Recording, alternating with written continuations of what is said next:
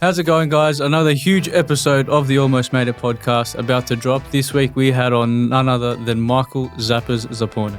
He went in depth about being in camp with the Socceroos, the problem with the A-League, and going to the Champions League final to watch his beloved Juve. Let's jump straight in.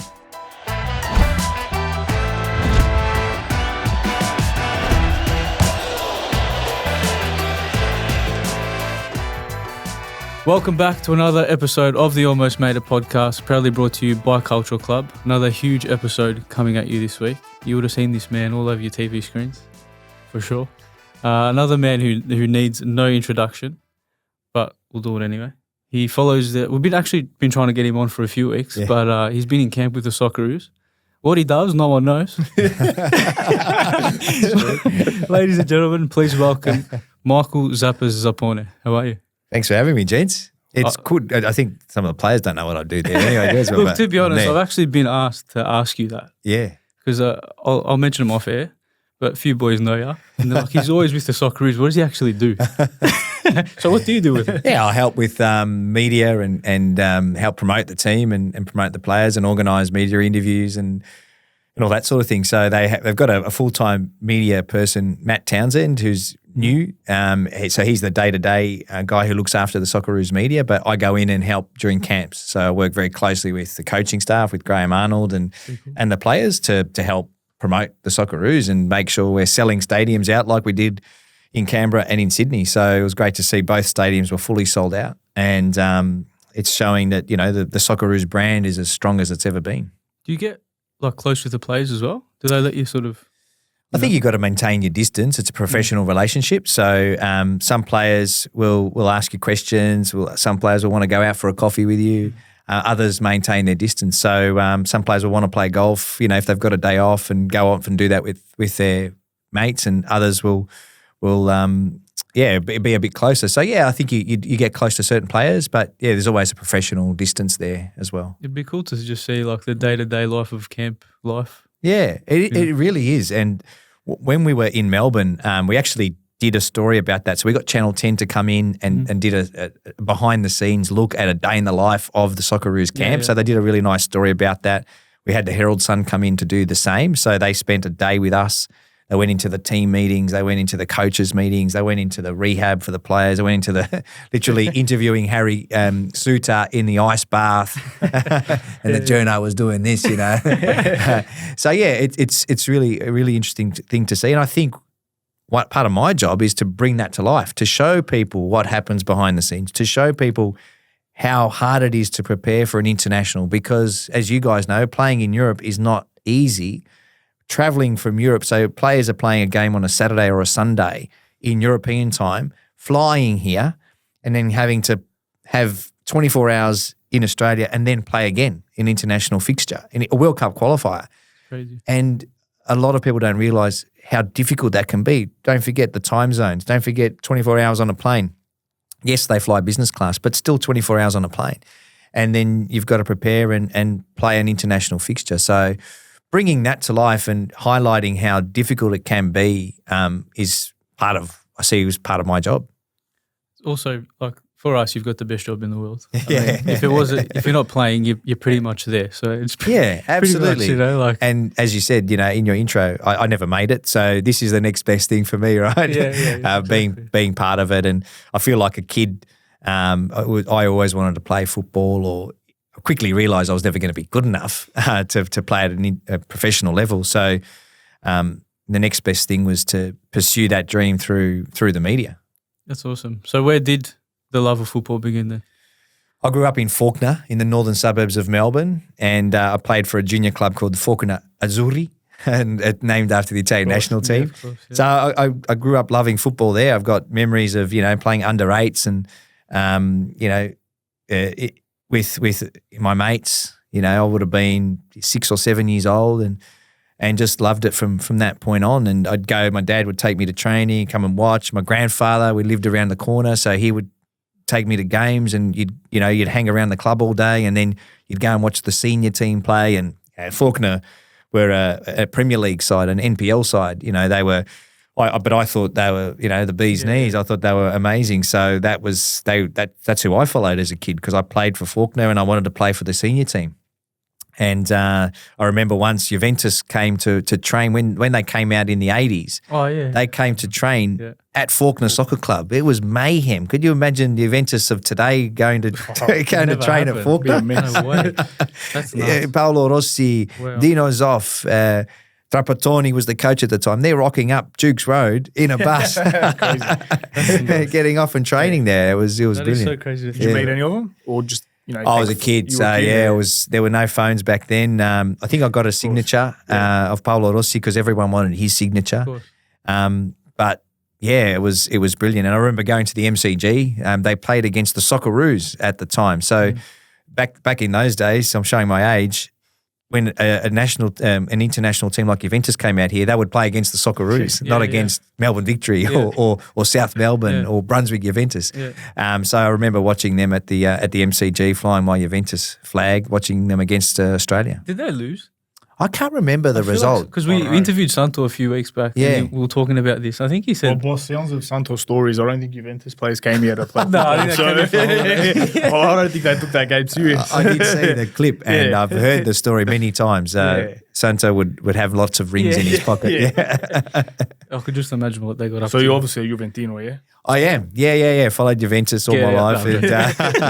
And, geez, if you've got an hour, we'll talk about the problems of Juventus at the moment. But my highlight of being a Juventus fan was, that in the 80s, but a lifelong dream of mine was to watch Juventus in a Champions League final. So one of my very good friends, one of my best mates, and I went to the final against Barcelona in Berlin. The ticket to the game cost us more than our airfare. I can imagine.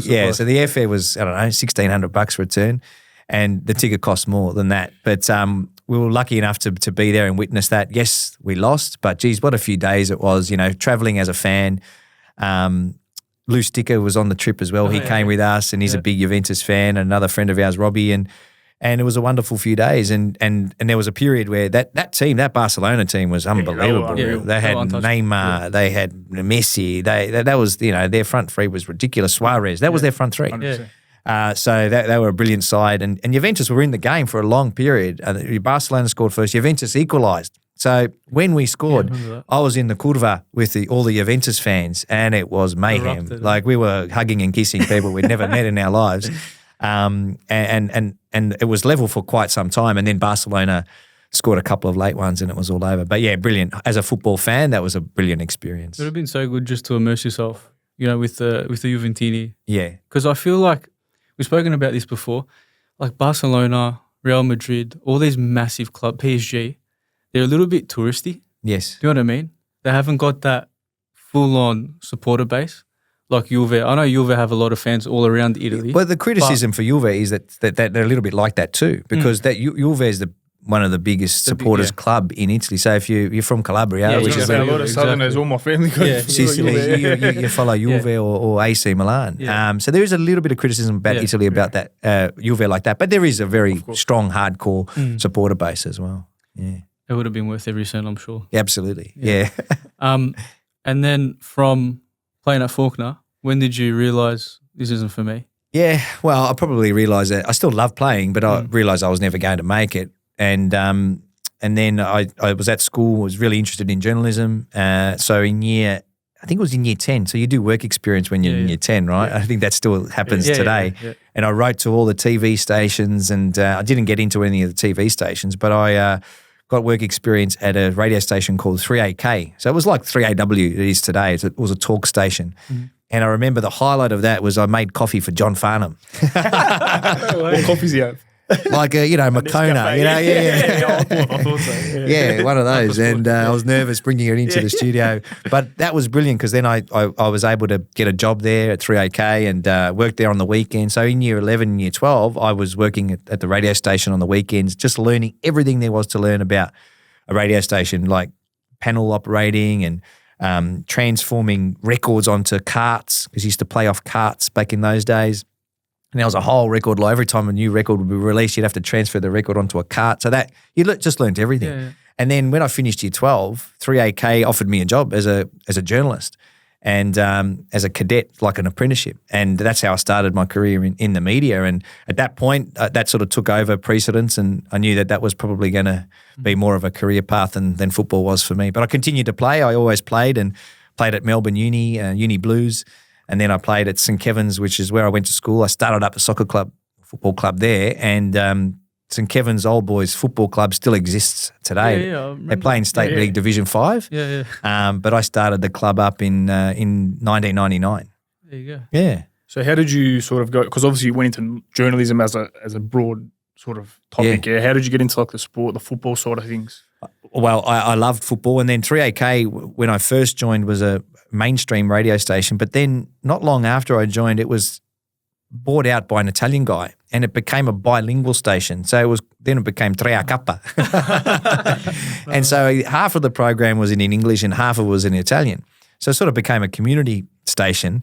But I stuck around because then I became the main newsreader. So I was the English newsreader. I'm 18 and I'm reading English news at 6 o'clock in the morning, and then after me would come the Italian news. So to be bilingual, everything half and half. So.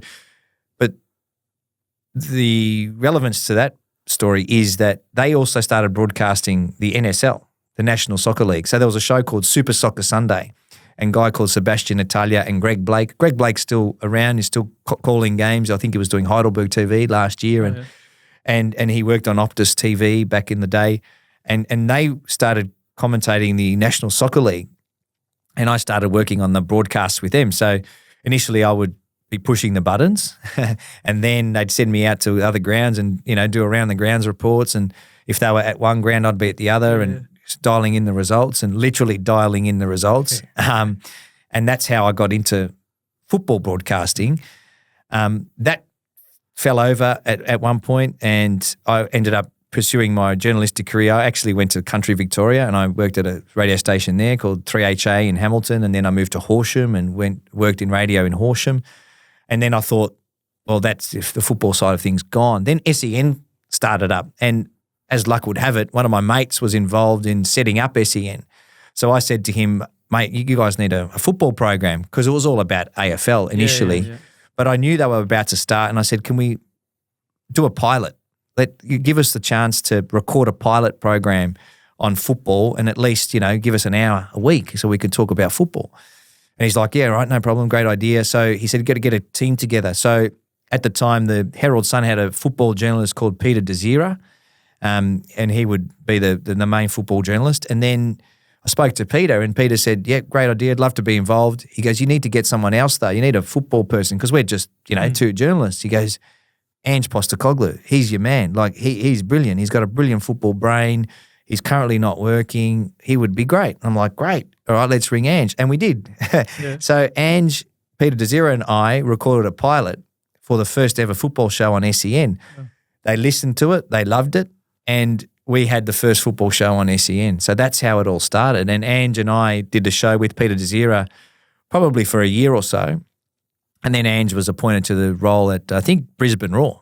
And once he got the job at Brisbane, then he obviously left us to coach at Brisbane, and I got Trimmers in, Trimmers Trimmers is brilliant. So Trimmers was a hero of mine, and he was fantastic. So Trimmers and I then called every season of the A-League for the first 3 seasons, because SEN didn't have the rights to the AFL, so they were looking for live sport content. So we called season 1, 2 and 3 of the A-League, home and away, every game for Melbourne Victory. And they would fly us everywhere. They flew us to Wellington. They flew us to Perth. And it was brilliant. We'd have an hour talk back before the game, an hour talk back after the game, and people would ring up. And, those are the days where they were getting 50,000 people to Marvel Stadium to watch Victory. And you can imagine, driving into the game, you're listening to the radio and you ring up talk back, and the same when you're leaving. If the team wins, everyone's happy. If the team loses, everyone wants Ernie Merrick sacked. And that was it. That was brilliant. That were the first 3 seasons of the A-League. I think I hold very fond memories to me because of Trimmers was brilliant at what he did and a brilliant person, and B, because the audience was massive on SEN. You've had an experience with the NSL? Yes. Now the A-League. What's the main difference? Do you think something went wrong? I know you have to be careful what you say. Not at all. No, I don't have to be careful at all. But, what do you think I don't want to say went wrong because it's different, but what's missing?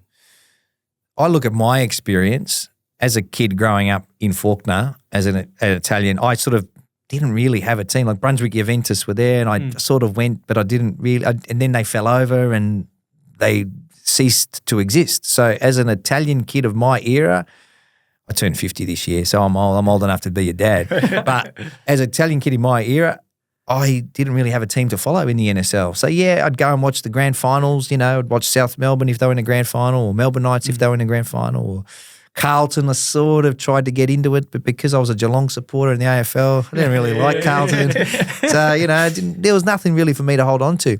But if you're a Greek kid or a Croatian kid, yeah, you had something to follow. Yeah. So I think there was a lot good about the NSL, but there was still a lot missing because of the way that the teams were structured. So I think the A-League in the early years, so I'm talking about season 3 and the highlights, season 4, season 10 when Del Piero came, massive.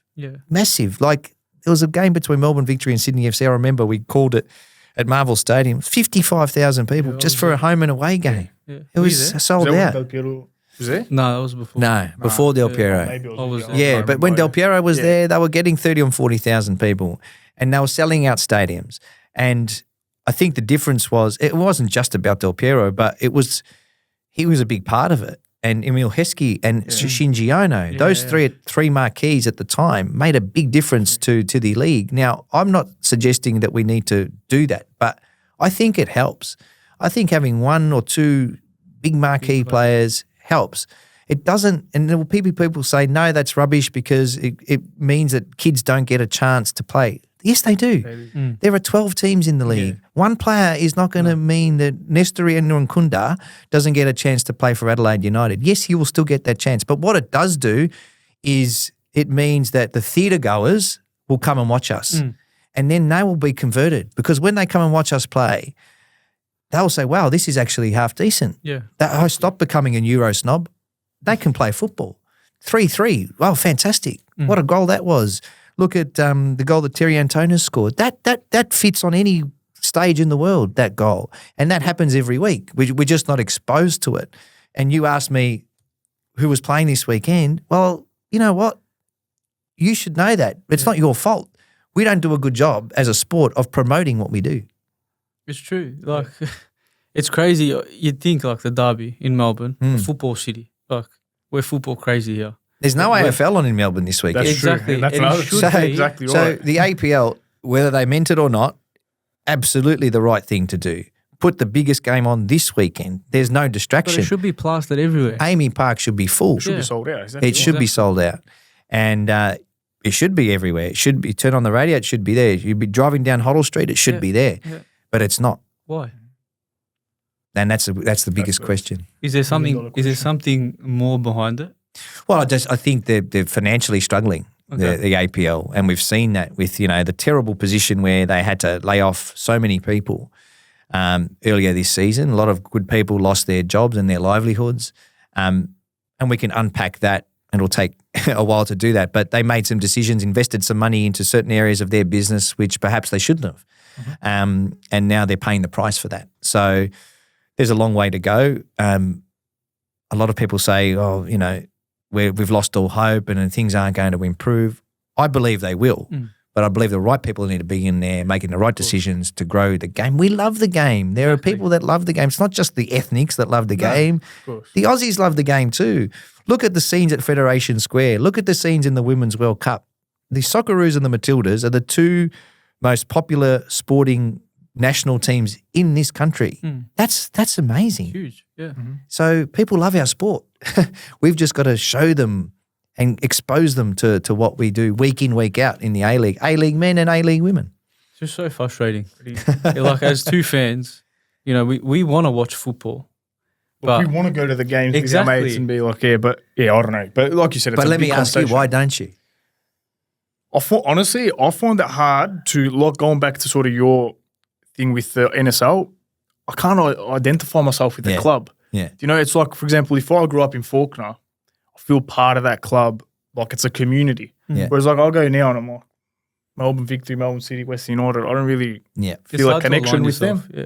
Whereas, like, that's one thing maybe I wish that they kept going through to the A-League, where there's that lack of identity. I'm not sure. Also, probably just, I haven't, like we said, we're not exposed to it as much. Yeah. Do you know what I mean? But you're the generation that grew up with the A-League. don't get me wrong, we used to go. To be honest, when it first started, we were all over it. We were there every members. week. Like, we used to go every game to Victory. Yeah. And they had... So they've done something. There's something that's there's a disconnect because you were going when the crowds were full. Yeah, Where that's you were another in the thing. North Terrace. You were in the blue and white brigade, whatever it was. Yeah, 100%. I know that's changed, but they're the groups that need to reconvene and Exactly. reignite that passion. But Zappers, anything that was good, they got rid of. And that's the problem. Anything Look that at Western brought Sydney, for people- example. And that's the I problem. would have loved to just go into a Western Sydney game, to be honest. Literally, just if for I the was in atmosphere. Sydney, just for that. I lived in Sydney when Del Piero was there. I was living in Sydney and I went to the old Parramatta Stadium for a derby. I'll never forget it. And it was half the stadium was red and half the stadium was blue. And it was brilliant. Yeah. But what happens, you know? And what happened was we treated our fans badly. Yeah, that was a big one. And that continues to happen till this day. It happened a month I ago saw that. at Western Sydney. Did you say They that? kicked fans out Yeah. because they stood on the seats. Let's understand our culture. Let's understand that guys like you, guys like my son who are 18 and want to go to the football, if they're standing on a seat, doesn't mean they're trying to do something No, wrong. exactly. They're supporting their team. Exactly right. It just, I don't know, even with the whole, I understand to an extent because we're not exposed to it, but flares, Look, even the pyrotechnics, I get it, Yeah. okay? But it's not, people aren't doing it to be violent. It's just part of football culture. Yeah. Especially in Europe, whatever. Absolutely. And when you see the pictures of fans in Europe, whatever, it's incredible. We've been there. We've been to. You But would it's have actually been the same. orchestrated.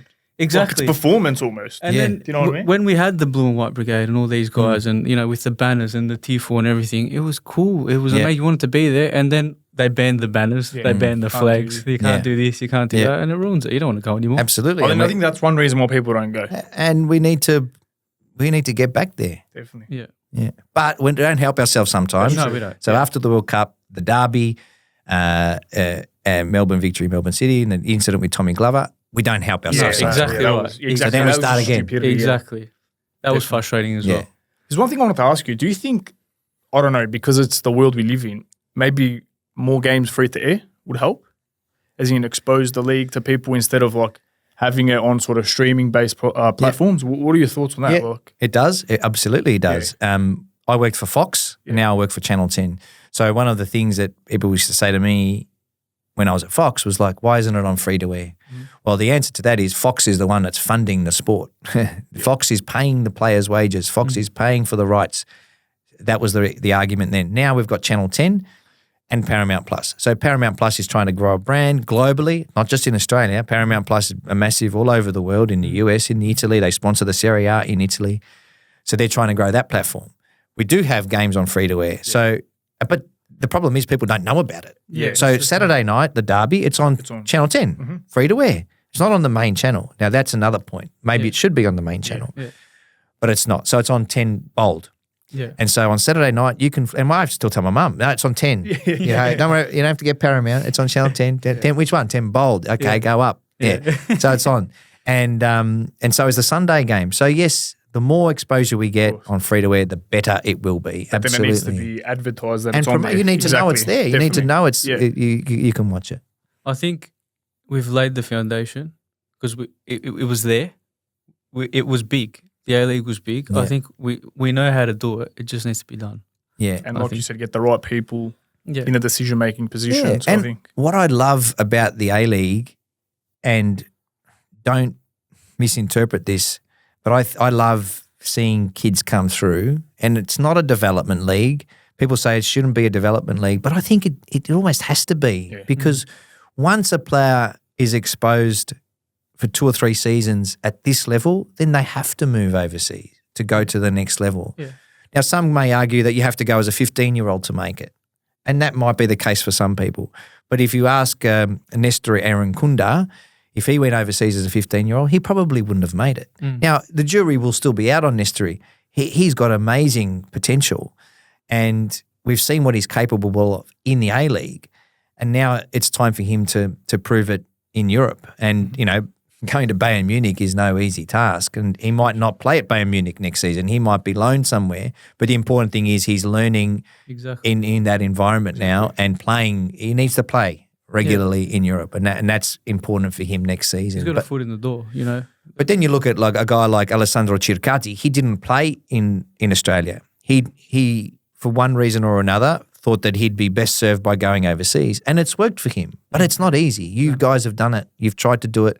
You go as a teenager, and it's dog eat dog. Of course. But people aren't welcoming you with open arms. They're trying to kick the living daylights out of you, right? Because you're going to take their spot. Exactly. So Circati is a great story, and he's a name that we should remember. He's playing in the Serie B for Parma. Top of the Serie B. Yeah. They will be a Serie A side next year. He's a 19-year-old centre-back who plays every week. He starts every week. That is awesome. Yeah. And he's played already for the Socceroos. I think he'll play again for the Socceroos. It's a great story. Why do you think because he's not the only one. There's been a few that have slipped through and gone overseas. Yeah. Christian Volpato. He's another one. Yeah. I want your opinion on it. Why do these players slip through the cracks? I don't know Christian Volpato personally. I met him. I went to Rome last year and I met him and interviewed him. Yeah. And he seems like a lovely kid, and he just wants to make a professional career. And so far he's done great. You know, he's played Serie A football for Roma. He's at Sassuolo. Why didn't anyone at Western Sydney Wanderers or Sydney FC see that potential? Now, you talk to people there and they say, well, he was immature at the time, or he was too small at the time, and now he's at a growth spurt and now he's matured. I'm not a coach, so it's probably best, you get an opinion from that. But we shouldn't let these people slip through the system, but sometimes it does happen. Yeah. Tell us a bit about your consulting business. Yeah. Nominis, yeah. So a lot of people think I do football full-time. It's not. It's just a part-time thing for me. I just a weekend gig and a hobby, which I love. But unfortunately, the football landscape in Australia is not big enough to sustain a full-time job. It shouldn't be that way, but it is. Yep. And there are hundreds of journalists who are full-time on AFL in this country or NRL because that's where the money is. Yeah. But I never followed that path. I followed my passion, but it meant that I had to always have a full-time job. So I've always worked in corporate environments. I worked for Telstra and in the media team there, and then after about 20 years of working for others, I sort of decided to set up my own business. So I've been doing that for 5 years, and basically we just help companies tell their story. You might work for a company that focuses on heart health, and they say we've done this research and it's finding we found this new finding about how we can help people avoid heart attacks. All right, that's a great story. How are we going to tell that story? So they're the sort of things we do with clients. Yeah, that's awesome. And you say 5 years you've been going? Yeah, it's been going 5 years now. So it's great. It's great to be able to work for yourself, and you take a risk and you have to back yourself sometimes. But after working for 20, 25 years in the corporate environment, you've sort of learnt enough to be able to go out there on your own and make that decision. That's awesome. All right, let's get into the nitty-gritties. Yeah, nitty-gritty. Biggest interview in terms of caliber of player, who would you say, number one, who's the biggest, like you were nervous for? I don't know, do you even get nervous anymore? Not really. No, I wouldn't think so. Not really, but depends what you defined it as interview. So I did interview Cristiano Ronaldo. It doesn't get bigger than that. But it was pretty short. So I was on the MCG. It was when he came. He was playing for Real Madrid, and it was literally a 2-minute, thing on the ground. Yeah. So it's not really an interview. It's an interview, but it's not one of those ones where you could sit down and prepare and have a sit-down environment like this, one-on-one. But it was still fun, and it was, it was a big name. So he was fun. But Gigi Buffon was one too. So I went to Italy not long after the World Cup in 2006. So it was probably a couple of years after that, and I knew I'd be there. So I sort of sent an email to the club and said I'd be there during this period and love to interview him for Fox Sports in Australia, and eventually they agreed to do it. So I was in this sort of environment with him at the Juventus training ground, and we spent an hour talking, and he wouldn't do it in English, even though his English was pretty good. Yeah. So he had to do it in Italian. Yeah. And that was fine. My Italian's okay, and we got by. But yeah, it was great because he was always a hero to me. And the biggest takeout out of that interview and the things that the Fox producers used was the question about the game against Australia. Of course. And I asked him, was it a penalty? And interestingly enough, he said that he didn't think it was a penalty. Really? And that was his honest opinion. Now, maybe he was talking up to the audience because he knew that he was going back to Australia. Smart, man. But he said, I didn't think, I wouldn't have given a penalty. What did you think? Was it a penalty? Be careful because We've a had few weeks ago, big debate Big in our debate. comment section of that video. Yeah, absolutely. You know, went off. I didn't see the comments. So I reckon if you're committing that foul today in the era of VAR, it's a penalty. Yeah, see? There you go. Yeah. Debate done, man. You know what to do. But it's true. That's what I think, especially and you got to think of it, the referee in real time. Yeah. When you see that, like I said, even if it was against us, like we're going Fiddly at the time, I would be like, you can't dive in the box like that. No. It's a foul. And unfortunately, that's what happened. So, in my work with the Socceroos, we had this really awful experience against South Korea. It was heartbreaking because we were 1-0 up in an Asian Cup quarterfinal and with minutes to spare.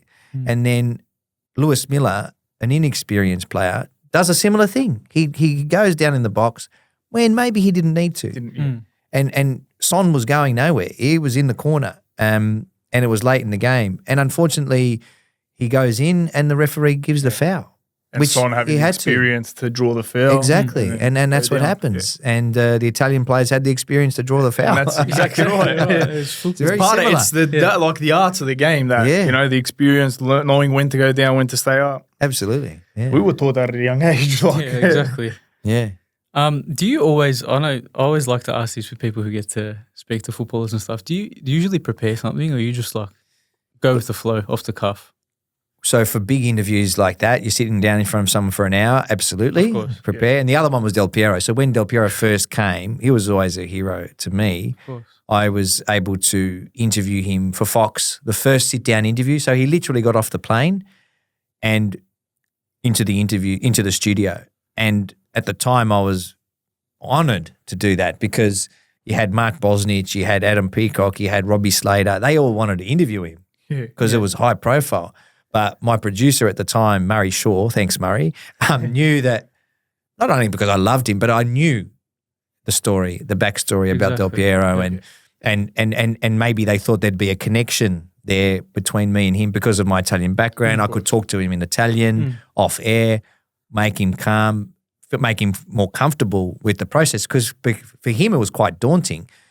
He wasn't fluent in English at the time. It was a broken English he would speak. So I think having someone that could speak to him in Italian sort of helped with that process. But yes, I would prepare for an interview like that. Do I prepare? So my normal job every week is to interview players after the game. Yeah. I don't write down the questions. I'll think about the types of things I want to ask, and it really is about the game at that point. So it's thinking about key moments in a game and asking questions about those key moments and then what it means for the team more broadly. And then sometimes you get tricky interviews like Tony Popovic. He can be tricky to interview. And there was one earlier this year where he didn't like the line of questioning at all and it became very uncomfortable for both of us. Yeah. And it was a run of results that they were having, that they were drawing every game and not converting chances and not converting draws into wins. And they were starting to feel the pressure. Yeah. And that pressure became evident during the interview. And Popper sort of bristled at some of my questioning. And it was difficult, but sometimes as an interviewer you have to ask those difficult questions. Of course. Have you had any real awkward moments just on the back of that? Has it ever been a really awkward moment? That was awkward. Yeah, I could imagine, yeah. I'll tell you one. And Archie Thompson has become a friend of mine over the years. But when he was playing, it comes back to Del Piero again. Yeah. When he was playing, and there's clips about this that are on social media, and people give me shit about it.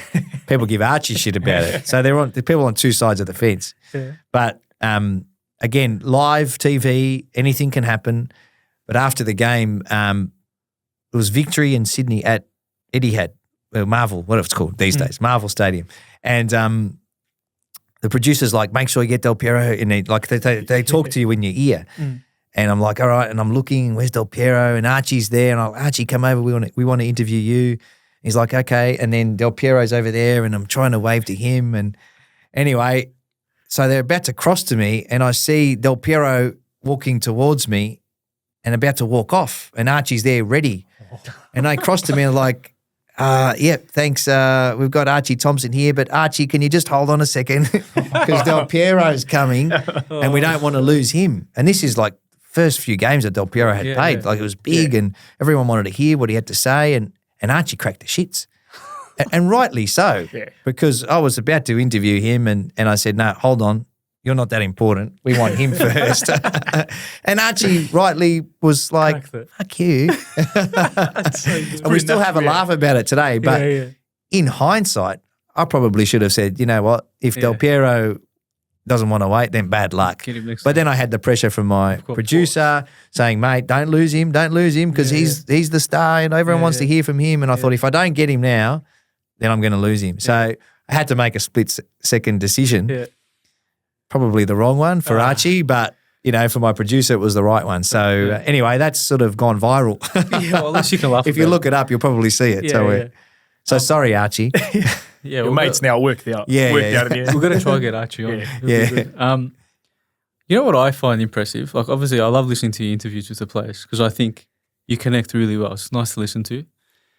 But when you do the halftime crosses to the crowds, yes, I try and put myself in that situation.